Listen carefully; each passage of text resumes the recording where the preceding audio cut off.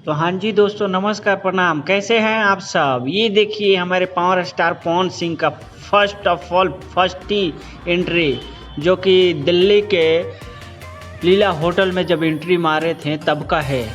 आप सब बताइए कमेंट बॉक्स में कैसा लगा पावर स्टार पवन सिंह का फर्स्ट एंट्री। शेर का दहाड़ शेर ही समझे, साला गिद्दड़ क्या समझेंगे। इसे बोलते हैं पावर स्टार का जलवा।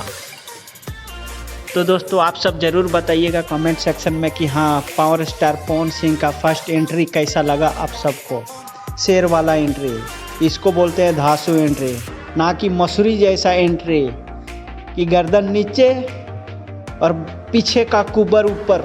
ये हमारे पावर स्टार पवन सिंह का जलवा है। देख लो दुश्मनों, ठीक है, सबकी देख के फटी की फटी रह जाएगी और फट ही रहा है।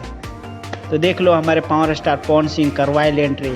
इसे कहते हैं king of the Bhojpuri industry, mister power star Pawan Singh, ठीक है। और वो फलनवा पांडे, तुम देख ले अपना गिद्दड़ को और हमारे शेर को। सबसे पहले तेरे को मैं बोल रहा हूँ, ठीक है। हमारे इंडस्ट्री में एक है ना फलनवा पांडे, उसको दिखा देना दोस्तों, आप लोग शेयर करके ज़रूर, क्योंकि उसे बहुत चुल मचती है।